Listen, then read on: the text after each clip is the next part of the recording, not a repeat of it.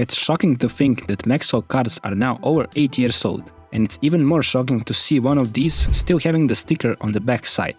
This basically means two things. The thermal paste has cemented itself in place, and the temps rise over 80 degrees. So after cleaning the almost decade-old thermal paste, it reveals today's test subject, the Maxwell-based GTX 960. Spec-wise, it's far away from being anything special by today's standards, performing quite similarly to the Pascal-based 1050 Ti, but with this model having only 2GB, it can get quite challenging. So after putting some fresh paste onto the chip and assembling the card back together, we are ready to see what kind of performance this once pretty popular card can offer. As the Maxwell cards have full DirectX 12 support, we can start most of the new titles. Beginning with Elden Ring, as surprising as it is, even 1080p seems to work well enough, delivering FPS mostly at around 30. And what's more important are the decent frame times. So not a bad start for the 8-year-old budget GPU.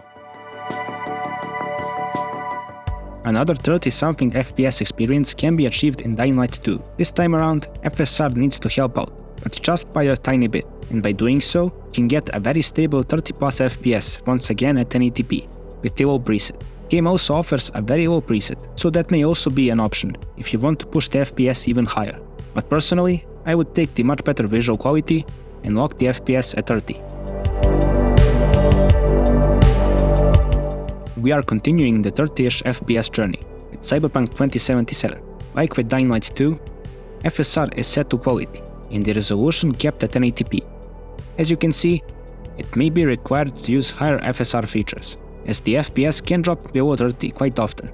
Nevertheless, even with this not so perfect performance, I'm impressed by the 2GB GTX 960.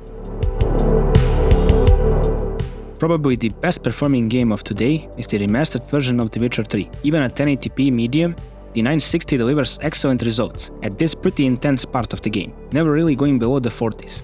It's a big surprise to me that the 960 handles the game this well. I expected much less, especially considering it's the 2GB model.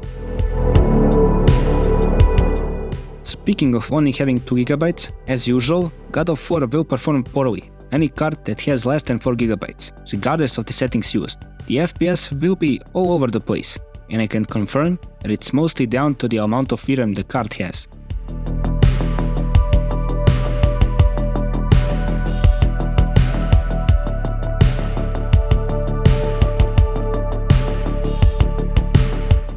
On the other hand, I expected VRAM to be a problem in the Resident Evil 4 remake, but as it turns out, the game will run fine at pretty respectable settings, mostly sticking around the 40s. But of course, 1080p would be impossible without the FSR feature. That's the main purpose of the upscaling technology, saving old GPUs like the 960.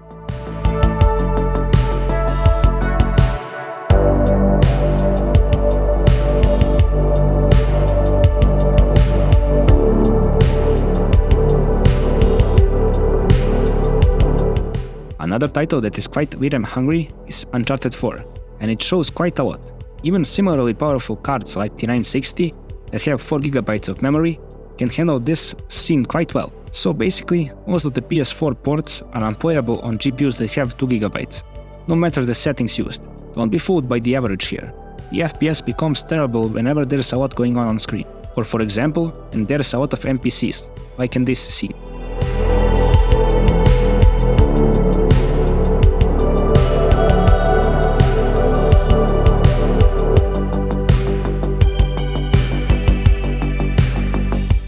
Overall, the GTX 960 with only 2GB of VRAM didn't disappoint, putting up a great fight to some of the pretty demanding titles of recent times. Of course, there are a lot more games coming out that certainly will not run well on the GTX 960, but considering I paid only $30 for this model in pretty great condition, it's alright for the price. Certainly better than many of the older, driverless GCN cards that are often found to be more expensive than this cool, quiet, and somewhat power-efficient Maxwell GPU. Would I recommend it? Well, not really. It depends on the price.